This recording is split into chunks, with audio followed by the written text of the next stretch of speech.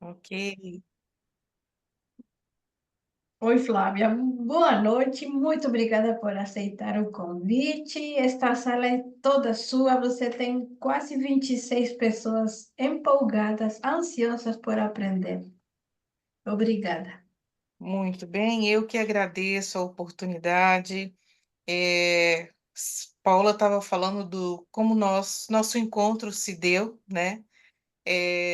Acho que todas as pessoas aqui já estão envolvidas de alguma forma e é muito difícil, é quase impossível não se sentir tocado e dizer não para um projeto tão grandioso. Nos meus comentários nas redes sociais, eu sempre repito que esse é um projeto que me convence. E Obrigada. por me convencer, é algo que faz com que eh, a gente não publiciza muito as coisas, né? Mas ele me toca, da ponta do cabelo à unha do pé. Me convence inteiramente. Então, eu queria que você começasse a exibir os slides, por favor. Agora. É um prazer estar aqui em meio a pessoas conhecidas, pessoas pelas quais eu tenho muito carinho. Eu não consigo acompanhar todos os rostos, todos os comentários no chat, mas depois eu vou conseguir atualizar, né? Então, nosso tema do nosso encontro hoje chama Processos de Luto. Que esse título tem a ver, né? Processos de luto. Eu já quero logo de início dar um spoiler aí para vocês, porque quando a gente pensa na dinâmica de processo, a gente parte do princípio de que é uma lida diária, é algo que acontece sistematicamente. Quando a gente escuta muitas pessoas falar assim: nossa, quando é que esse luto vai acabar? Quando é que isso vai passar? Isso é muito do de cada um, isso é muito relacionado à história que se viveu, à história que se vive, né? Então, por isso, processos, porque diz de movimento, diz de constância, diz de sistematização também. Pode passar, por favor, Paola? Essa imagem eu escolhi muito a dedo, porque o luto não é um tema leve nem fácil de se tratar.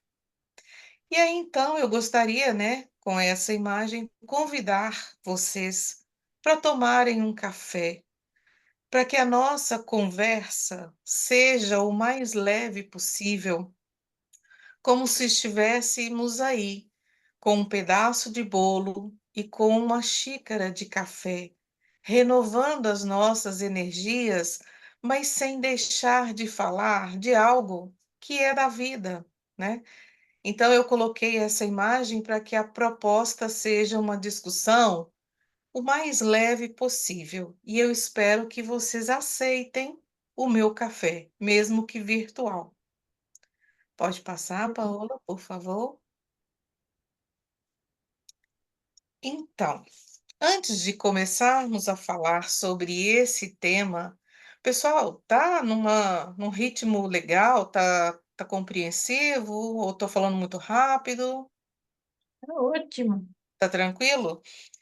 Antes de começarmos a falar sobre esse slide, eu gostaria de pedir licença para trazer uma história.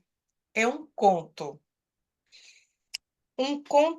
com uma importante lição sobre a morte. Conta-se que um menino chamado Jack, que morava à beira-mar com sua mãe, adorava passear pela praia. Certa manhã, enquanto caminhava, ele foi abordado pela morte, que então lhe disse: estou procurando pela sua mãe. Você poderia me dizer como posso chegar à sua casa? Jack Horrorizado com a perspectiva de perder a mãe e fazendo o que se esperaria que qualquer bom filho fizesse, em vez disso, pulou na morte e agarrou-a com toda a sua força, fazendo-a diminuir de tamanho, até que coubesse numa casca de avelã. Então, ele colocou a pequena noz com a morte no bolso e foi tomar café da manhã com sua mãe. Quando ele chegou em casa, percebeu como poderia facilmente ter perdido a pessoa que mais amava e logo foi tomado por uma sensação de urgência em valorizar cada momento com ela. Jack encheu sua mãe de carinho e apreço e se ofereceu para fazer um café da manhã com ovos. Só que surgiu um problema. Os ovos não estavam quebrando. Jack usou toda a sua força para bater um ovo após o outro, mas nenhum deles quebrou. Sua mãe sugeriu então que eles fritassem algumas cenouras. Novamente, não importava o quanto tentasse, Jack não conseguia cortar as cenouras. Ele então decidiu ir ao açougueiro comprar algumas salsichas, que o musculoso açougueiro certamente poderia cortar com seu cutelo. No entanto, o açougueiro tenta, tenta, tenta e nada de conseguir cortar as salsichas. Algo estranho está acontecendo, Jack, diz o açougueiro. É como se, é como se nada pudesse morrer. E então, nesse momento, que Jack percebe o que fez. Não podemos conter o fluxo da vida. Ao aprisionar a morte, Jack interrompeu o processo de vida em si e paralisou a sociedade. Ele corre para casa para contar toda a história à sua mãe. Enquanto ela é tocada por seu desejo de protegê-lo, diz: Foi muito corajoso o que você fez, Jack, mas estava errado. A morte é dolorosa, filho, mas o mundo precisa da morte. A morte é o que mantém o mundo vivo. Eu gostaria que minha hora não tivesse chegado tão cedo, mas se for a minha hora, é a minha hora. Precisamos aceitar. Os dois choraram juntos e Jack entendeu então que deveria liberar a morte que está dentro da avelã em seu bolso para que a vida continue aceitando, assim, a ordem natural e o destino. Viver é mais do que permanecer vivo. A história de Jack e sua mãe é muito interessante, porque ela nos coloca diante de perspectiva sobre a questão da morte. Há a perspectiva de que uma ênfase exagerada na luta contra a morte, que afinal é uma parte inevitável da vida, acaba por sacrificar as próprias coisas que vivemos. Com isso, penso que viver é muito mais do que simplesmente permanecer vivo. Então, esse é um conto, né, que nos traz a essa leitura que muitas vezes fazemos em relação ao luto, à morte.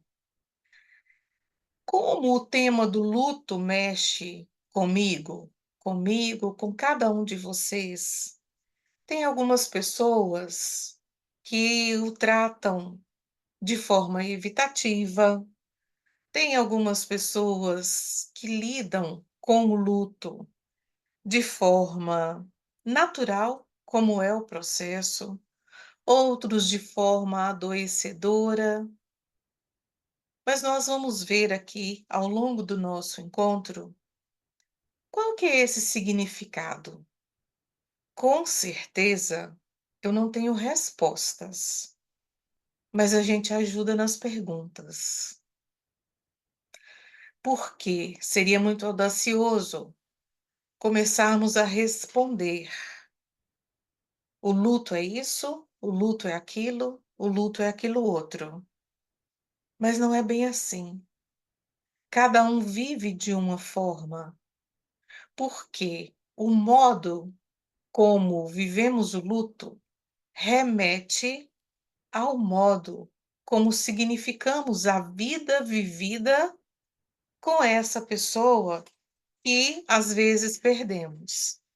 E aqui eu gostaria de chamar a atenção de vocês que eu não estarei falando o tempo todo do luto a partir do processo, de morte, mas do luto a partir das perdas, porque nós perdemos o tempo todo.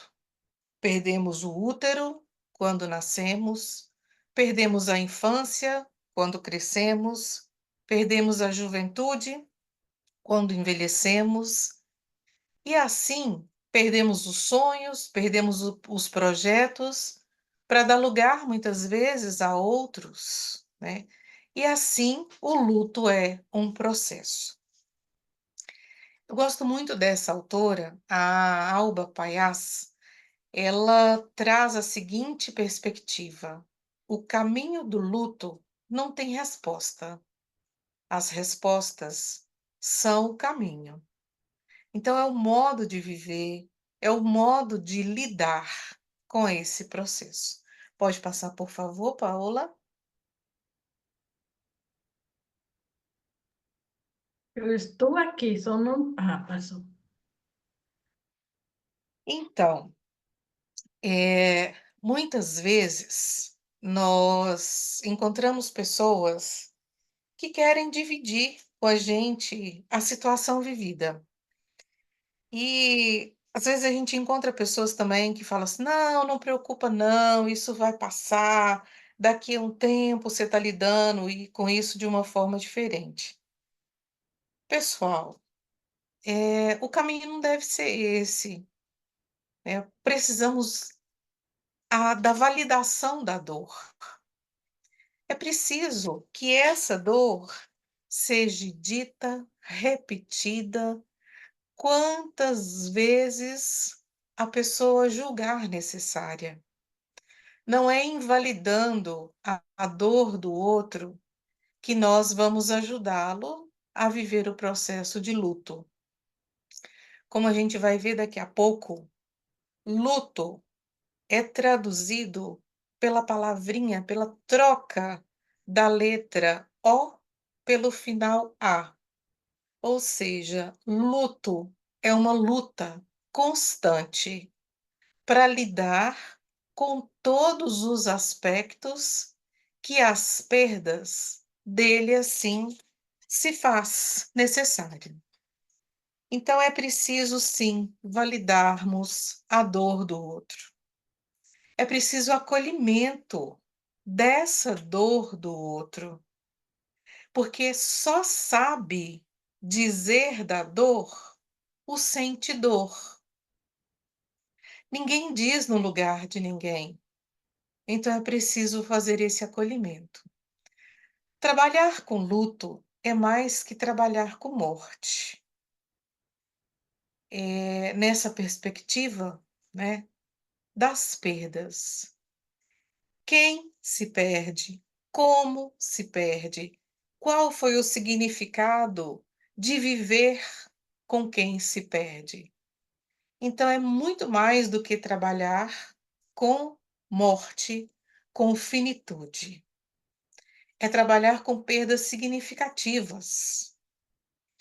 O luto é o processo de adaptação necessário após uma perda.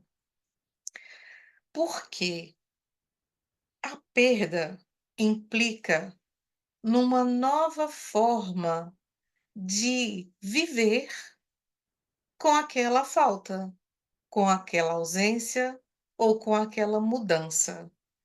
Então, precisamos de formas criativas de adaptação a essa necessidade que a vida nos impõe. Qualquer perda implica em uma grande mudança e chamamos a adaptação a essa mudança de luto, cuja duração é variável e é composto por várias etapas. Então, implica mudança, adaptação e verificação dessas várias etapas. Ele não ocorre o tempo todo da mesma forma. Ele sofre as alternâncias com as quais vamos levando a vida. Pode passar, Paula, por favor?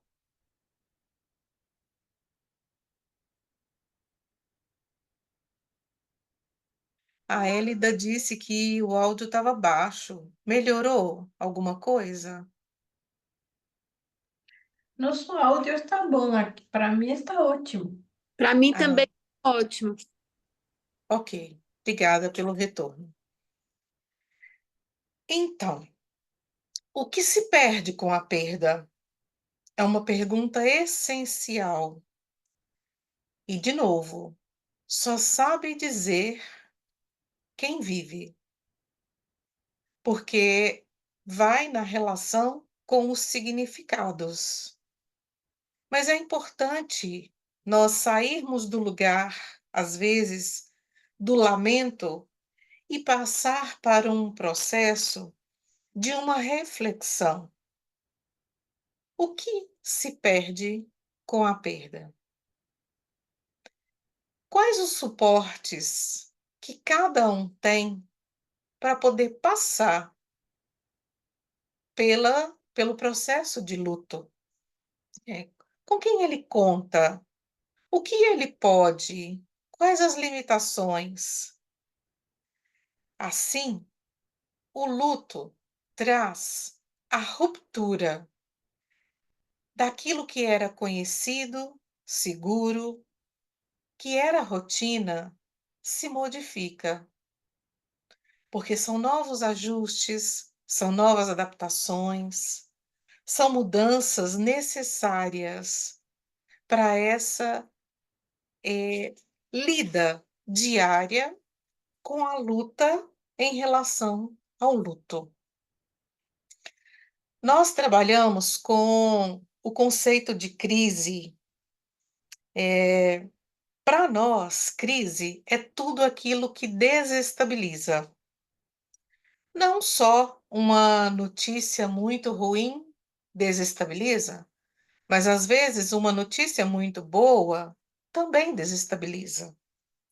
Vou só fazer uma brincadeira aqui, eu peço um parêntese. É uma pessoa que recebe a notícia que ganhou na Mega Sena. Ele vai entrar numa situação de crise, porque ele não sabe lidar com tanto dinheiro, ele não sabe por onde vai começar os gastos, ele não sabe o que vai fazer. Então, é uma situação que desestabiliza. Assim como, né, uma outra situação, uma mãe, quando toma o seu filho pela primeira vez no colo, é primeiro filho, ela vive ali uma crise. E agora, como é que eu vou fazer? O que que eu vou fazer? O que que eu tenho para fazer? O que eu perco com esse filho que está aqui no meu braço? Né? Eu perco ali as noites, eu perco os programas, eu preciso me adaptar à nova situação.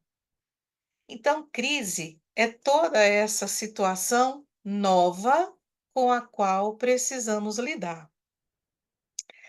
Um nascimento de gêmeos também eu imagino. Que loucura que não seja.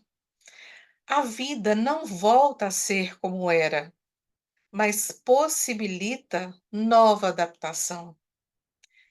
Então, esse pensamento e essa construção de que a vida vai voltar como era antes, não. Isso é um ledo engano. Isso são as ilusões que muitas vezes nós montamos em cima delas para poder dar conta, na expectativa de que esse processo ruim da dor, do desgaste, Vai passar e vai voltar como era? Não volta. É preciso adaptar com o que se perde com a perda. Pode passar, por favor, Paula? Então, luto e luta caminham juntos. Um está intimamente ligado ao outro, porque é uma luta para viver sem, é uma luta para adaptar às novas conformações familiares, sociais, pessoais, de projetos, né? Então é luta. Luto, o que é? É uma experiência complexa e natural diante da perda. Complexa porque cada um experiencia de uma forma. E natural, porque nós somos seres finitos. Nós não somos seres infinitos. Assim como o corpo muda, a pele, né, a gente vai perdendo, viscosidade, a juventude, a gente vai perdendo as coisas vida afora, e elas são importantes, assim como nos disse o conto da experiência do Jack. Não é possível conter o fluxo da vida, daí a condição de natural dos processos de perda. Como é o luto? É universal, porém único para cada pessoa e cada perda. Nós não passamos pelo processo de luto da mesma forma, não. Todos passam por processos de perda, daí a condição de ser universal. Seja no Oriente, seja no Ocidente, seja na Ásia, é universal, mas muito individual e muito particular, porque cada perda, ela remete a uma forma de experienciar essa dimensão do luto. Pode passar, por favor? Luto e ou luta. Não dá nem para separar, né? Porque, como eu disse anteriormente, estão intimamente ligados, luto e luta. Porque traz uma nova visão de si e do mundo. Se a vida não volta mais ao que era antes, eu, que passo por essa situação, também não consigo ser mais como era antes. Então, nem a vida, nem a casa, nem o ambiente, e muito menos eu, enquanto um ser individual. Então, é preciso criar essa nova visão de si e do mundo. Como é o meu ser no mundo a partir desse acontecimento? Quais as implicações que isso traz para a minha nova condição? É permanente, apesar de mudar ao longo do tempo. Então, como, né, nós dissemos lá no primeiro slide, por se tratar de um processo, não tem como demarcar. Ah, o luto dura aproximadamente 1 ano, dura aproximadamente 3 anos. São muitas teorias, né? E pouca vivência, porque ninguém consegue estar no lugar do outro para fazer essa definição, para fazer essa demarcação. Então, pensar que vai ter o tempo cronológico para viver o luto ou para viver essa dimensão desse processo de luto, é um engodo, porque não existe esse tempo cronológico.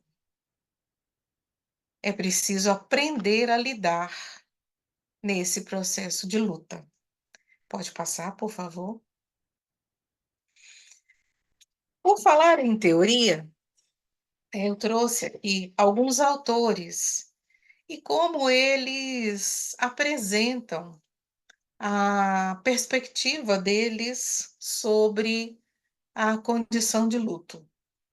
Dos autores que eu escolhi trazer, a Elizabeth Kubler-Ross é a mais conhecida, principalmente no meio acadêmico, porque ela é muito citada, ela está em muitas referências bibliográficas que tentam trabalhar a perspectiva. Ela tem um livro emblemático, ela tem outros, mas esse é emblemático, é sobre a morte e o morrer. Nesse livro, ela traz uma condição, de 5 estágios. Não quer dizer que eles aconteçam dessa forma organizadinha, como apresenta aqui. Primeiro esse, depois aquele outro. Não, não é bem assim. Pode ser que todos aconteçam ao mesmo tempo, porque isso também diz de cada um e da forma como lida com esse aspecto. Ela coloca que, num primeiro estágio, ela dá o nome de negação. E existem várias formas de negação. Uma delas, né, por exemplo, quando a gente recebe uma notícia de uma perda de alguém, no telefone. Primeira coisa que a gente fala: mentira, não estou acreditando nisso que você está falando. Não é verdade. Isso faz parte do nosso cotidiano, até que a negação assenta e dá lugar a outras formas de manifestação, né. E aí nós entramos em contato com a raiva, mas não é possível que o médico não foi eficiente, que o tratamento não foi eficiente, que os exames não foram suficientes para fechar o diagnóstico. E aí vem esse sentimento de raiva avassalador. Ao mesmo tempo, essa raiva diante das ineficiências é uma raiva que nos remete à impotência. Por que eu não fiz mais? Por que eu não fiz aquilo? E se eu tivesse feito aquilo outro? E se isso tivesse acontecido? Isso também faz parte do nosso cotidiano. A negociação, né, vem, diz na seguinte forma: "Gente, mas é como se a gente pudesse eleger algumas situações no lugar de outras, né. Por exemplo, há uma pessoa que está há tantos anos acamada, que a gente conhece, que faz parte do cotidiano, seria um alívio e tal, são dizeres do nosso dia a dia. Por que fulano e não fulano? Por que situação X e não situação Y, né? Ou, por que que não esperou o dia tal? Por que que não esperou a ocasião tal, né? São as tentativas de negociações infundadas, mas são os nossos modos de racionalizar essa situação que é tão pesada, que é tão difícil de lidar com a dimensão da perda. Depois, Elizabeth coloca sobre a depressão. A depressão vem junto com a apatia, com pouca energia para a reação das questões do cotidiano e do dia a dia. E, por fim, vem a aceitação. Não é a aceitação no sentido da conformidade, mas é na tentativa da adaptação a essa situação nova que a perda nos impõe. Como é que eu vou lidar? Como é que eu vou organizar? Como é que eu vou fazer sem? Então, são os processos de adaptação e aceitação criativa que muitas vezes passamos por ele. Colin Parks, ele traz a dimensão da situação do entorpecimento. Então, diante do luto, ele coloca que as pessoas muitas vezes passam por esse entorpecimento. É um anestesiar, é um delongar nos sentimentos e nas sensações. Então a pessoa fica ali, entorpecida, sem saber como iniciar o processo de reação. Ele acrescenta a dimensão da saudade. Que falta faz? Que saudade era passar por aquilo, era viver aquilo, era sentir, era dividir. Então, vem também esse acréscimo desse efeito da saudade. E a gente sente essa saudade muito, muito presente, né?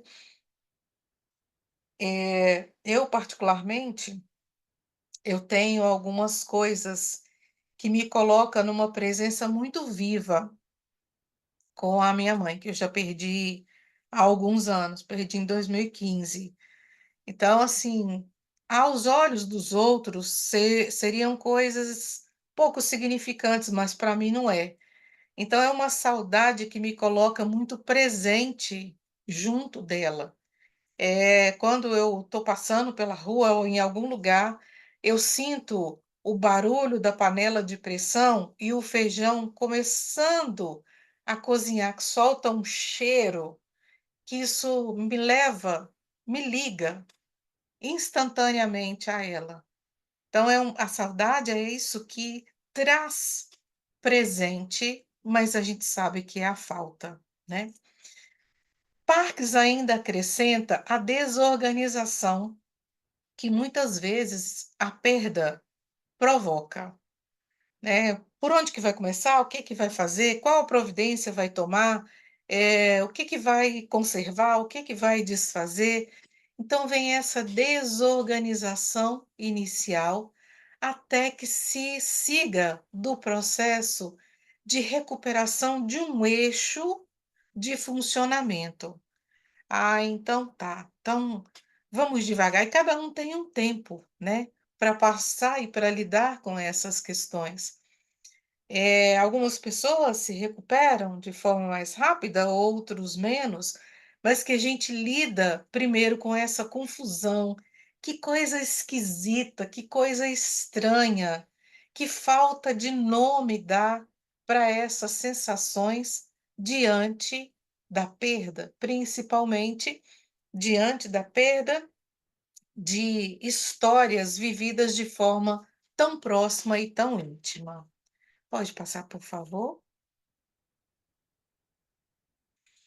Um outro modelo, ou você passou 2. Volta um, isso. Opa, isso. O Warden, ele coloca que nesse processo, né, do luto, é preciso aceitar a realidade. Primeiro a gente briga, a gente luta, a gente entra em desconformidade nesse processo de elaboração da perda. Mas a realidade, ela é imutável. O que que a gente vai fazer com ela? Muitas pessoas, né, entram em processos, eh, de uma forma de lidar que é muito dele, que é muito própria e não nos cabe julgar.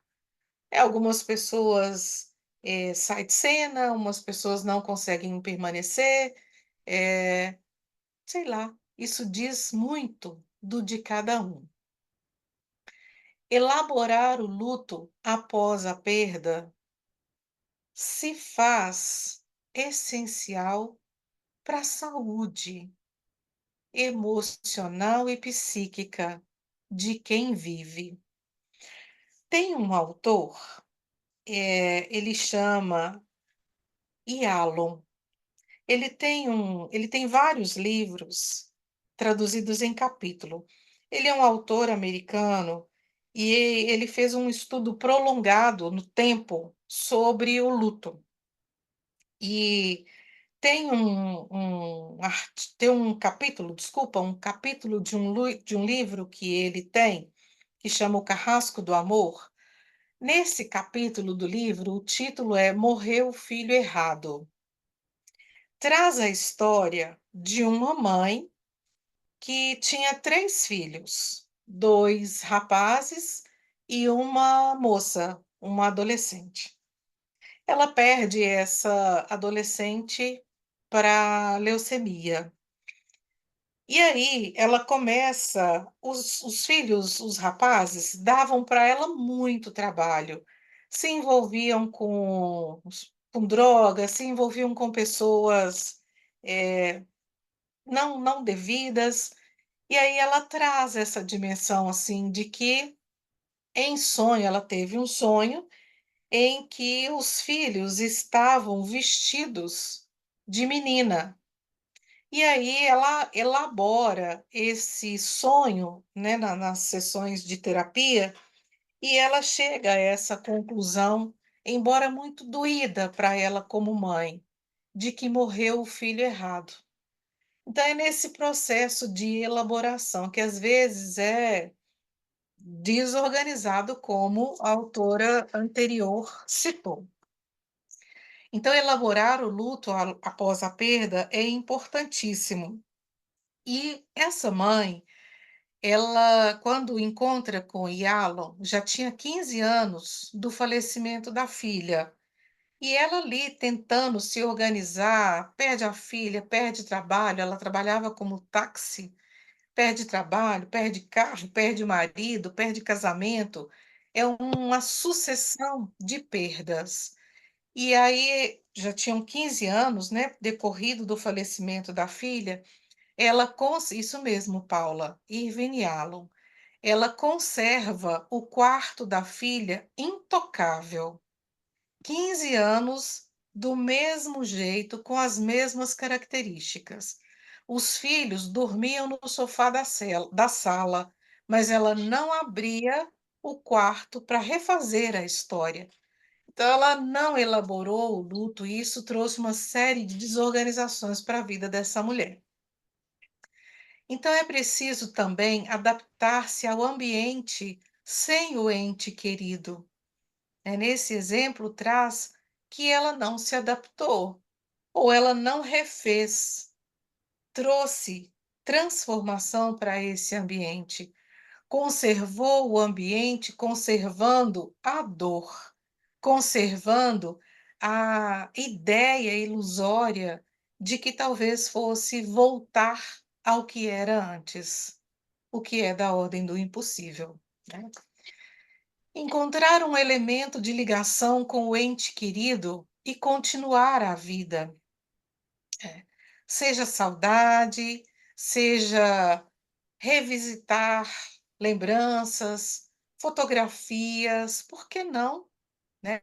É uma forma de ligação não com a pessoa em si, mas com as memórias, com os registros, com as vivências que essa experiência de vida favoreceu. Niemeyer, por sua vez, acrescenta que é importante reconhecer a perda, é importante permitir-se sentir dor, porque ela é verdadeira, ela é genuína, né? Revisar os significados. Quantas vezes a gente se pega recontando histórias das vivências com que tivemos com aquela pessoa, com aquelas histórias que se encontraram, né? Reconstruir a relação com a pessoa falecida e reinventar a nós mesmos, ou dar um sentido para esse sentidor, que agora passa por essa perspectiva diferenciada e tão nova. Pode passar, por favor?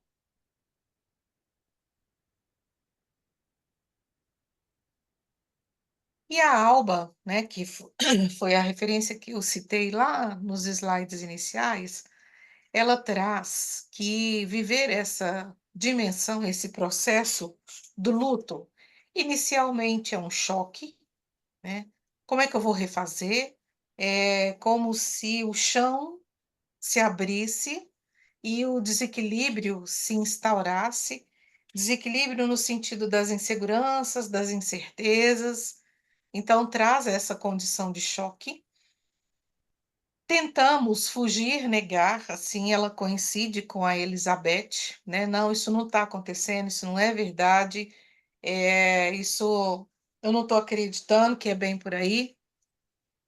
Depois ela fala de conexão e integração. É a integração do eu, né, e essa conexão com a nova realidade, com a nova condição e perspectiva dessa vida sem as pessoas significativas das quais nós perdemos caminho fora. E acrescenta o crescimento e a transformação. Ela traz essa condição de que esse estágio de lidar e compreender que o luto é uma luta constante nos traz a reintegração do eu, porque a gente para de entrar nesse processo de briga, de uma inconformidade com o que a realidade nos apresenta. Então, vem cá, como é que eu vou me adaptar? Quais serão os meus ajustes? O que eu vou fazer com isso de hora em diante?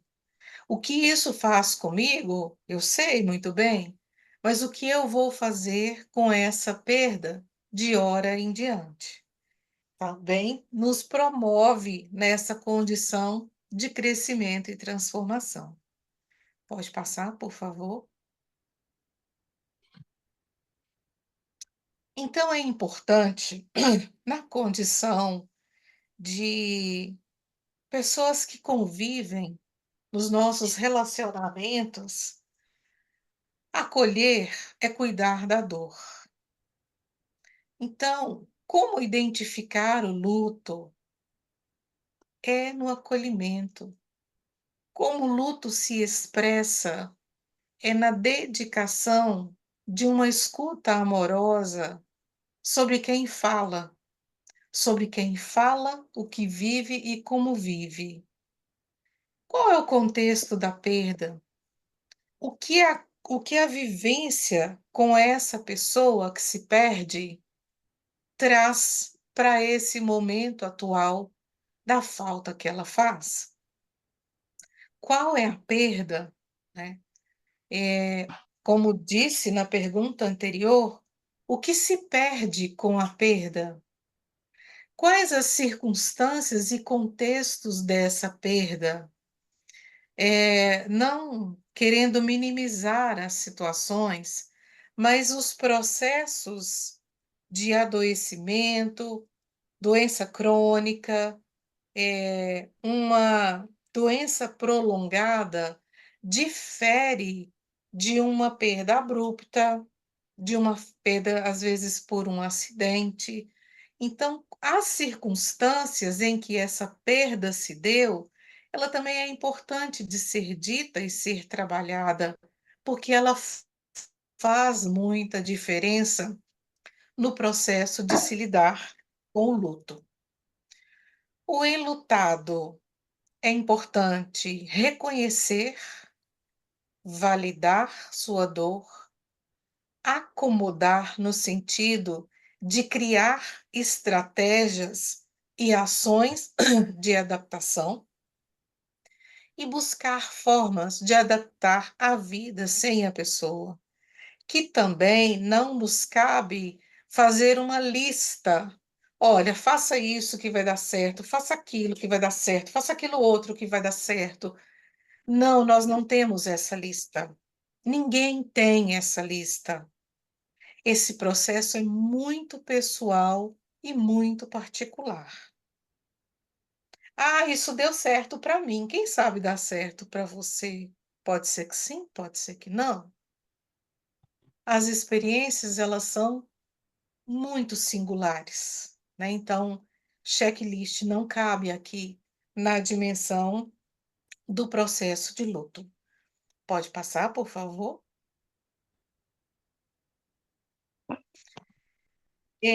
Hoje a gente lida com formas muito descuidadas de convivência, né.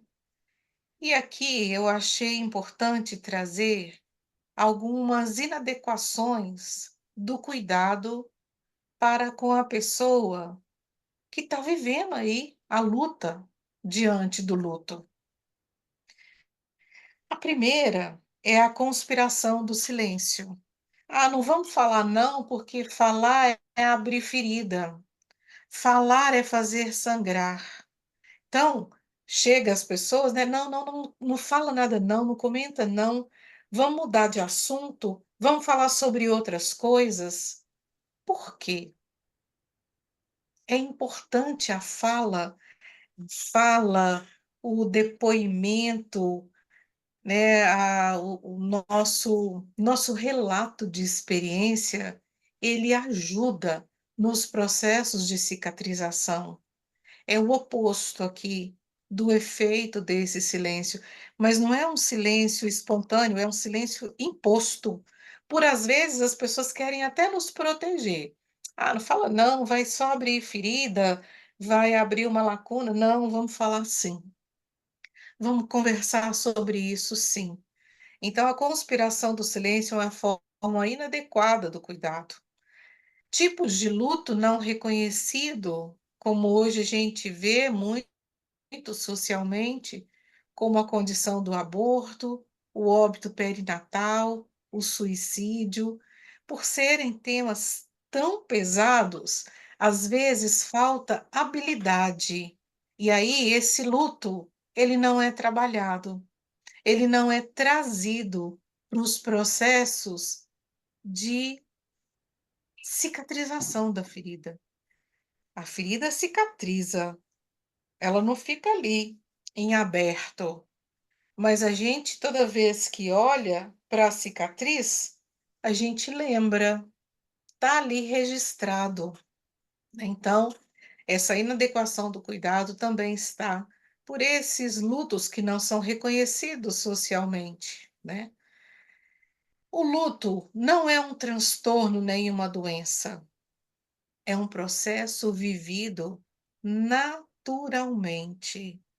E aí, né, nós encontramos pessoas que querem medicalizar a dor, medicalizar, psicopatologizar, às vezes, um processo que é natural. Pessoal, eu não estou aqui levantando nenhuma bandeira, eu só estou dizendo de que, se não houver o cuidado e no acolhimento da dor, a gente corre esse risco de sair patologizando algo que é da vida, que é do natural, do cotidiano. Pode passar, por favor? Algumas reações ao luto. Como nós dissemos, o luto é multifatorial. Então, por ser multifatorial, ele é singular, ele é absurdamente genuíno. É um processo único e singular, como eu já disse, sofre diversas influências sobre quem, como viveu, como relacionou, quais as circunstâncias em que se deram, o que se perde com a perda, né? E o que surge dessa interação nesse processo de reações ao luto? O que eu faço a partir de agora, a partir dessa vivência e dessa experiência, né. E aí, a autora Shimananda, ela traz que nós não sabemos como será o nosso luto até o nosso luto acontecer. Todos nós passamos por algum tipo de perda. Eu só sei falar da minha, assim como eu só sei falar da experiência que eu vivi. Ninguém viveu no meu lugar. Assim, ninguém pode dar um discernimento para o luto no meu lugar. É só a partir dessa experiência muito íntima, muito próxima, que eu consigo trazer algum tipo, algum nível de compreensão.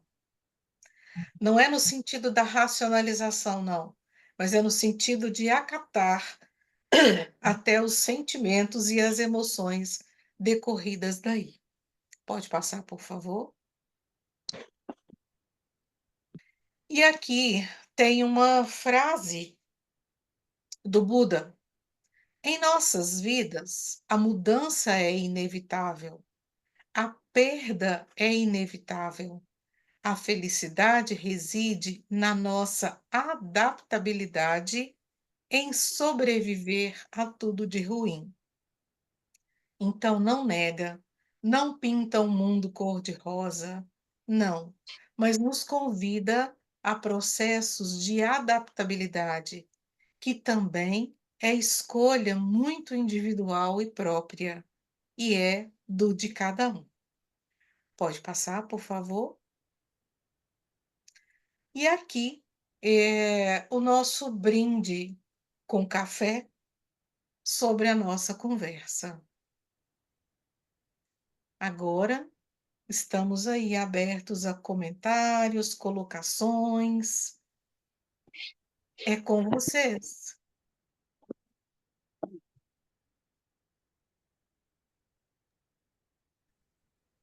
Deixou todo mundo mudo. Ah, é?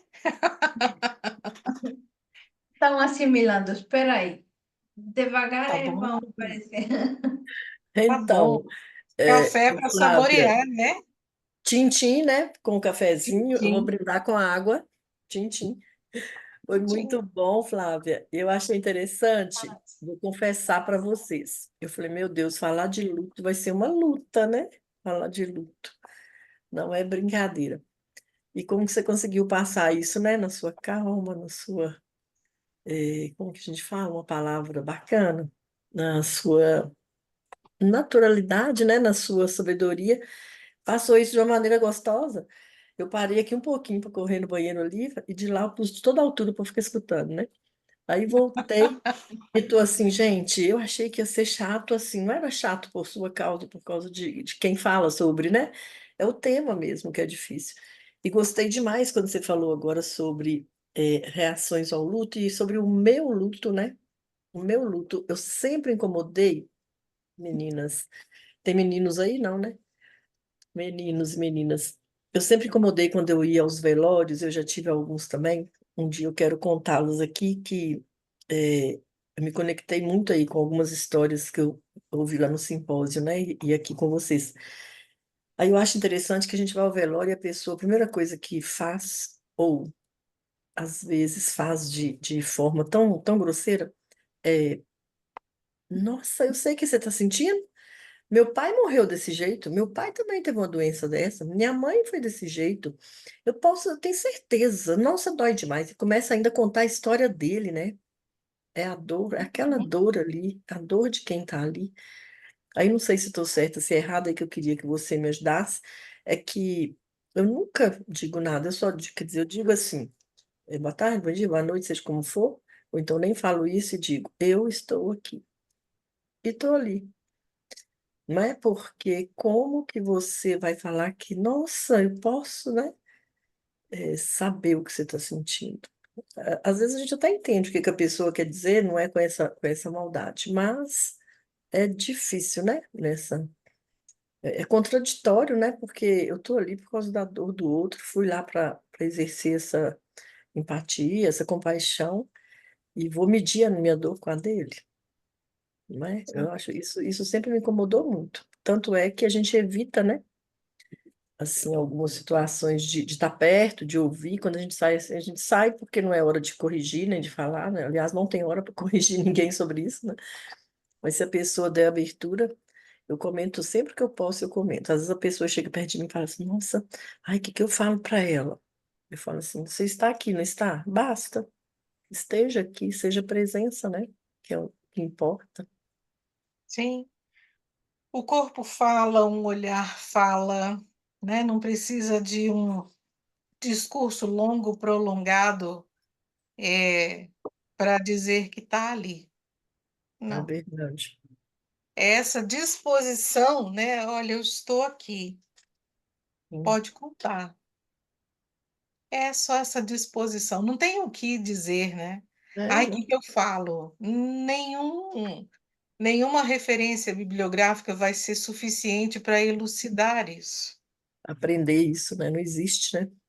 Sim, eu não tenho nada contra religiosidade, muito pelo contrário, sou aberta a tudo, mas tem algumas letras de músicas, né, que são usadas nesses momentos e eu fico escutando aquilo e eu fico admirada, assim, como nesse momento eh, as letras, as palavras tocam tão profundamente, né? Venha de onde vier, Sim. elas estão ali para fazer essa ligação com a dor maior, né?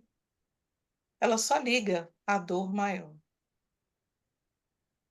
Ô, Flávia, boa noite. Muito Boa interessante noite. essa colocação sua, porque recentemente, né, perdemos a minha avó, com quase 100 anos, e aí a gente estava no velório, né, e aí tem todo o ritual, porque cidade pequena ainda é mais enraigado isso, né? Tem todo aquele processo ali, né, do velório, as músicas. E aí eu comentei isso com a minha irmã. Eu falei, nossa, fazem 19 anos que minha mãe morreu, as músicas são as mesmas. E aí, quando nós começamos a escutar as músicas, nós começamos a lembrar, e assim, a gente teve uma, uma dor, né? E Sim, a gente começou a pensar na letra das músicas, e nós falamos assim, nossa, será que um dia ninguém vai mudar a letra dessas músicas? As músicas são muito tristes. Eu quero Olha, Roberto Carlos, Adriana, no meu velório, tá? ah, nossa, aí nós ficamos observando, porque assim, É. naquela época a gente estava sofrendo tanto que a gente nem prestava atenção na letra da música, mas agora e aí nós começamos a pensar que a letra das músicas fazem a gente sofrer muito mais. Então, você falou isso e eu me trouxe, né, a lembrança desse momento. E eu queria comentar também uma outra coisa que você falou que fez muito sentido para mim. Já tem 19 anos que a minha mãe morreu e, né, nós somos 7 irmãos e uma das minhas irmãs até hoje não deixou mudar o quarto. E aí, uhum, né, eu sei que acontece muito isso com as famílias quando perdem um uhum, ente querido, né? Aí eu perguntei para ela, eu falei, nossa, mas já tem tanto tempo, a cama tá do mesmo jeito, a máquina de costura, as coisas não mudou nada, nem aquele paninho lá, aquele suporte do papel higiênico tá do mesmo jeito no banheiro. Aí eu fiquei pensando, né, e falei para ela, mas por que que não pode mudar? Aí ela falou assim, ah, porque eu chego aqui, eu sinto o cheiro da minha mãe até hoje. Então, eu queria saber mesmo, porque isso acontece com a gente, mas eu vejo que tem com muitas famílias. O que que a gente faz? O que que você, qual que é? Isso é um luto não trabalhado? Qual que é a conduta? O que que eu devo falar para ela? Eu tenho que procurar alguém para ajudar ela com isso ou deixa assim mesmo o resto da vida? Eu acho que ela até hoje não deixou, não deixa ninguém nem tocar em nada, não muda nada de lugar. uhum. Eu acho importante, né, que só ela vai descobrir o tempo. E se é que tem um tempo para isso? É, é a forma dela viver a presença, não é viver a ausência. Olha, quando ela fala, eu entro aqui, eu sinto o cheiro. É. É a forma de viver a presença. Cada um vai se adaptar de uma forma. Para dizer, ah, isso é luto mal vivido, isso é luto mal trabalhado, maltratado, não sei, um fator isolado não nos remete a lugar nenhum. Se observa outros prejuízos, outros danos, aí sim é importante olhar de perto, mas essa é a forma com a qual ela adapta. A gente respeita, a gente deixa, porque para nós a gente não enxerga dessa forma, né? A gente conseguiu chegar na aceitação, entendemos uma outra dimensão, mas é o jeito dela, então a gente respeita, sabe? Sim, e é Obrigada. o que a gente pode É isso aí. É, esperar. E eu esperar fico. não é uma tarefa fácil. Não. Não mesmo. A Bruna tem uma pergunta aqui. Então, dizer meus sentimentos seria um termo invasivo? O que falar sem invadir o espaço da pessoa em luto? Então, o que dizer, né? Eu acho que essa é uma forma de cumprimento, meus sentimentos. E acho que a Bruna, né, pode aí dizer assim, só a partir dela mesma, o que essa frase traduz. Quais são esses sentimentos que ela está ali apresentando para esse outro que recebe? Qual é a disposição? Eu acho que quando né, o cumprimento vem, meus sentimentos, é essa abertura. Olha, eu não é que eu sinto no seu lugar, ou eu sinto como você, mas eu também sinto é, por você, pela perda. Então, aqui eu expresso o meu sentimento. Então, é como se a pessoa estivesse ali reconhecendo numa situação de proximidade.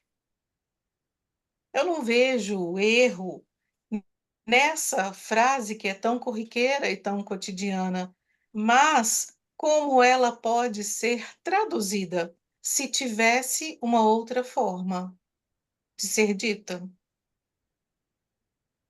É isso mesmo, Bruna, eu divido com você, ou eu compartilho com você, eu consolido com você, eu valido a sua dor,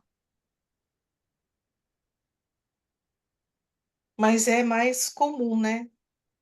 É, do nosso modo cultural de dizer e expressar. Vem de Eu encontro, considero. né, Flávia? Desculpa. Vem de encontro ao que a Adriana falou sobre as músicas, né? É uma maneira, todo mundo fala mesmo isso, né? E sempre é carinhoso, é respeitoso. E é difícil mesmo, a gente não sabe o que dizer nessas horas, não. Às vezes dói tanto na gente quando é uma pessoa muito amiga mesmo, que você realmente sente, né? Isso é interessante demais. Outra coisa que me incomoda muito nos velórios, às vezes, e aí eu me pergunto assim, sem julgamentos, ô linda, né? Me chama a atenção, sou obrigada a confessar, que me chama a atenção alguns gestos de desespero nessa hora, né? Que também é muito pessoal, igual você colocou super bem. Isso é individual, cada um reage de uma forma, mas às vezes a gente vai a alguns velórios, é tudo tão calmo, tão na paz. Aí tem outros que você vai, o pessoal tá tão desesperado, e aí que entra isso que está acontecendo com a gente agora, que é tão bacana, né? Que é buscar conhecimento, buscar entender, porque quando a gente entende, né? A minha mãe, no momento dela, ela que pediu calma pra gente, falou: olha, tá chegando o meu momento, eu quero que vocês fiquem tranquilos. Me pediu uma mochila, gente. Me pediu a bolsa dela. Eu falei, mãe, mas a senhora precisa agora? Aquela história, né? Que se eu soubesse, eu já tinha dado correndo, né? Tendo isso aqui agora. Busca a bolsa da sua mãe, ela quer a bolsa. Não, mãe, para que você quer a bolsa agora? Quer. Aí levei a bolsa, né? Graças a Deus que eu levei, entendi.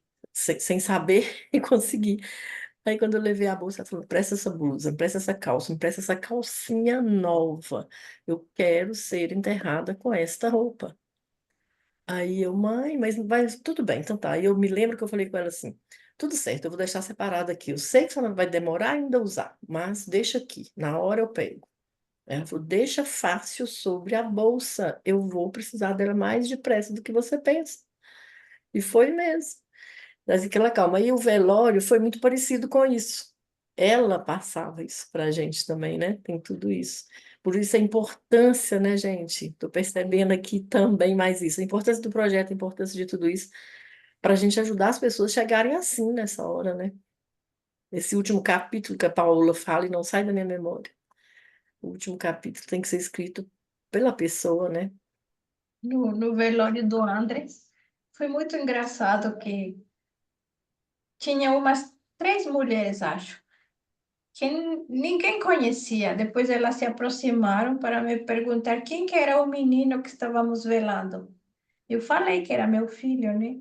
E elas falavam, ai, este velório está tão bonitinho, porque aqui, aquele outro que a gente veio está muito feio. E eu falei, Imagina. fiquei pensando, o que é isso? Que o velório está tão bonitinho. E eu acho que era isso, não? A paz que transmitia. A quantidade de gente que chegava aí. Então é importante falar. E hoje que a Flávia falava do cheiro, da saudade, eu lembrei que eu tenho guardado os sapatos do Andres. Eu doei tudo, mas os sapatos não consigo. Eu olho para os sapatos e lembro do jeitinho que ele cuidava e limpava-os. Gostava que ficassem branquinhos. E até hoje eu não dou conta de se apegar dos sapatos. Doces Hum. lembranças, né? Sim, mas pensa, como a Flávia fala, que bobagem o sapato. Mas é o sapato que me prende. Sim.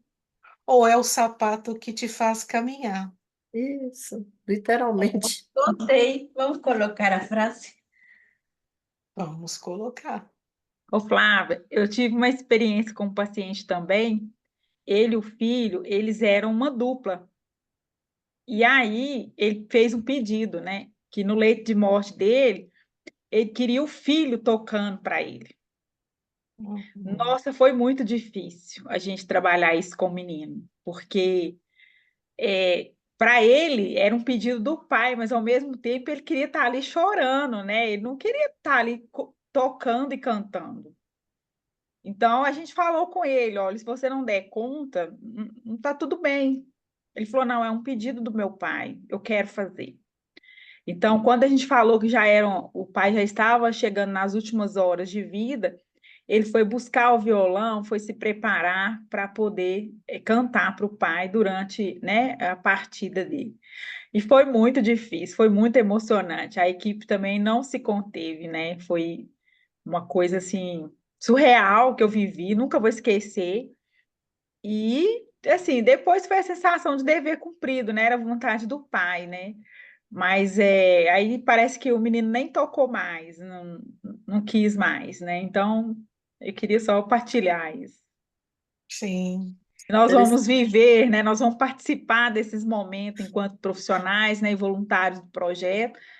A gente tem que entender que nós vamos fazer parte disso, né? E que, E e que comparecer aos velórios, né? Depois no luto, assistência no luto, né? Os cuidados paliativos se estendem, né? Depois Depois, no luto para aquela família. Então, para a gente poder pensar que às vezes vai mexer com a gente também, né? Com E tá certeza. tudo certo, né? Vai nos remeter à nossa história, né? eu não sei se a Monique está aqui, mas eu queria que ela contasse o que ela vivenciou. Ela acompanhou um velório de uma pessoa que cuidamos no projeto. A Monique saiu com uma experiência muito interessante. Sim, tô aqui sim. Então, fala. Eu saí do velório e logo depois eu compartilhei com as voluntárias do projeto e assim, foi uma experiência única. Eu nunca entrei em um lugar e fiquei tão arrepiada, mas nem tanto pelo contexto, mas pela gratidão da filha, porque ela teve a oportunidade de ser acolhida pelo projeto e aquilo foi muito significativo para ela. Então, assim, quando ela estava lá, a paz que ela estava sentindo, a tranquilidade. E assim, eu acho que o que mais me impressionou foi o quanto ela estava grata e o quanto ela reconheceu que o projeto fez para ela foi muito importante. Então, assim, em um momento, ela comentou que ela sempre teve medo de perder a mãe. Ela falou: Olha, hoje eu estou diante do meu maior medo, só que o projeto me ajudou a ressignificar isso. Então, eu achava que eu não ia dar conta de estar aqui, nesse momento, vivenciando isso, mas através do projeto, eu tive a oportunidade de estar diante do meu maior medo de uma forma tão tranquila quanto está sendo para mim. Tranquila no sentido de conforto, né? Sim, isso mesmo. É isso. E é muito importante nós não esquecermos também da história do Jack, né?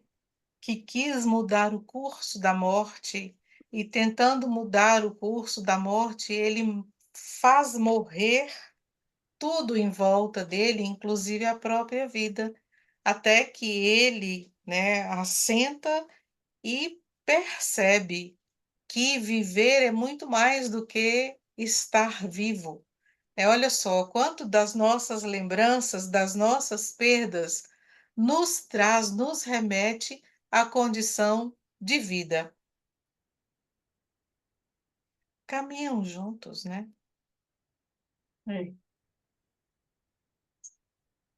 A Paula está falando que a família dela é muito grande e que os velórios são como festas.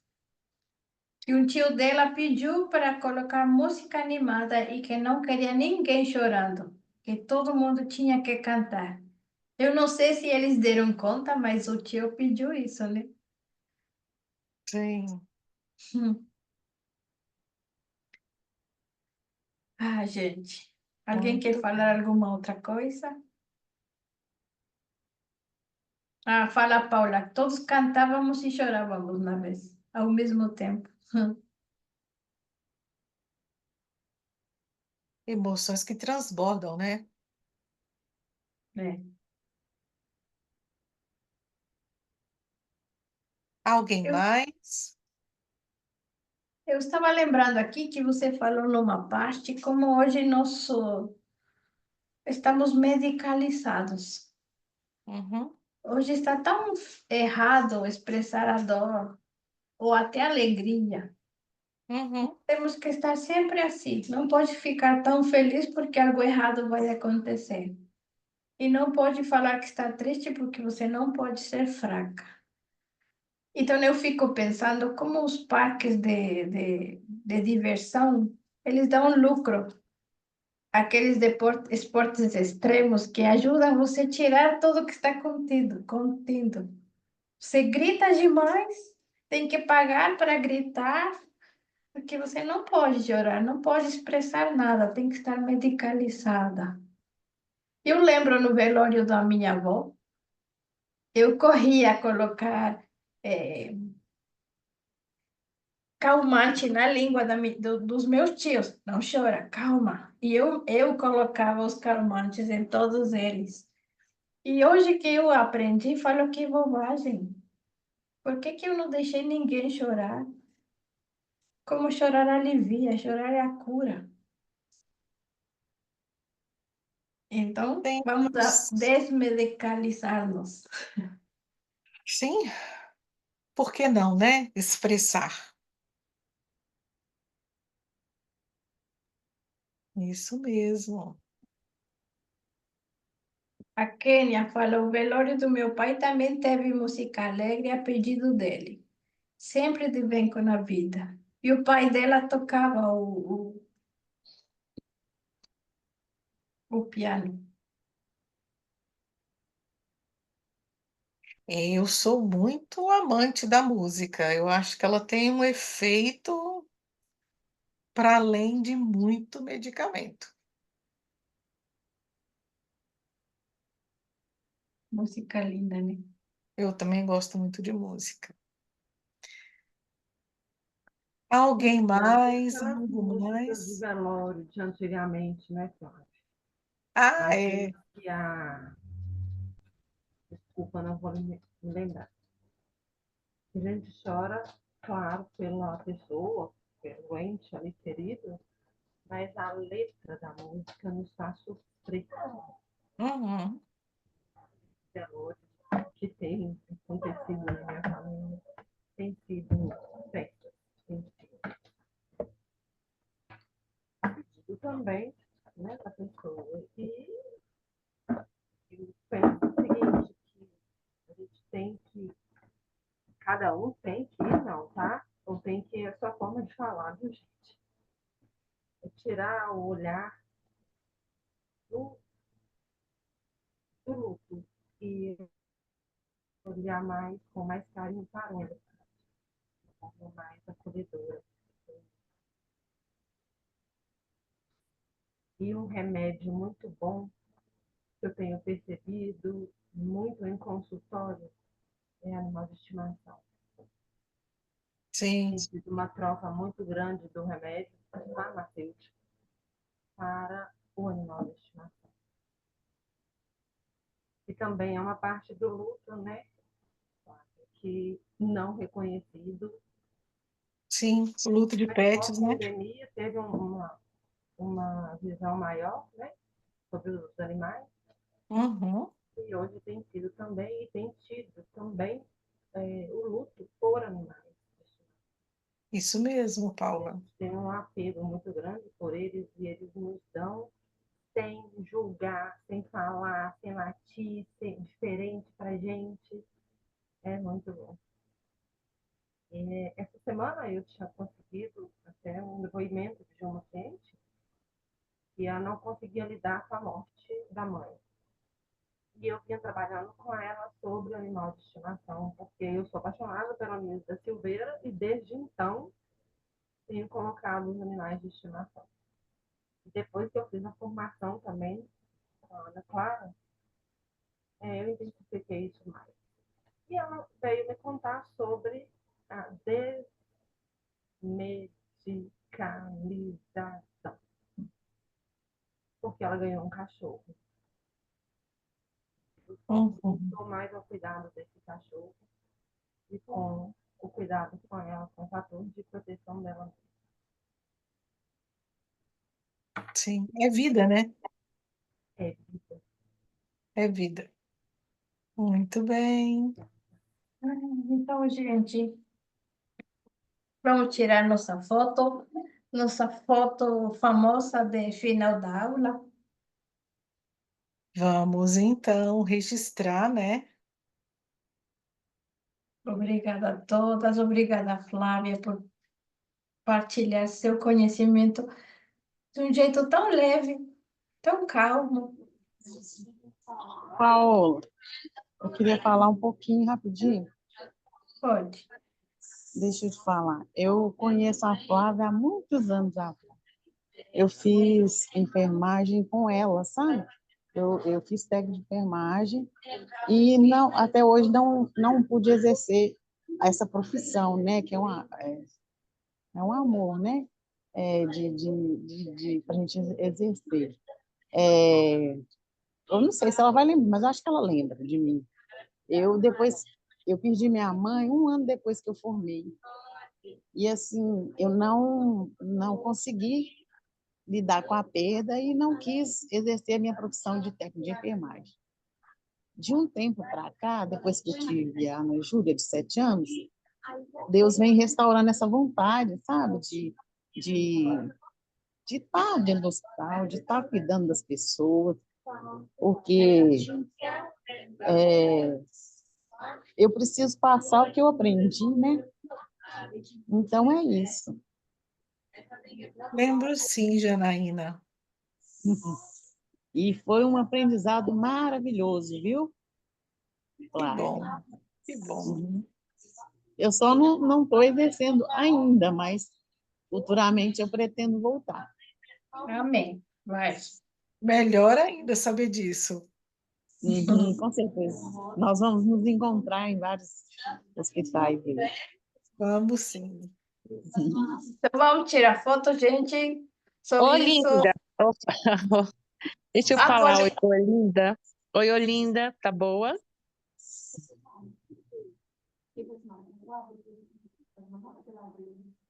Olinda, Ela tá está te sendo muito... escutando. Ela tá me ouvindo? Tá sim, pode falar. Prazer te ver aqui, tá? Você sabe quem é, né? Ivanilda, da UJ, Jaleco. Eu não ouvi ela. Mas ela está feliz. Ah, então tá bom. Vamos tirar foto, então?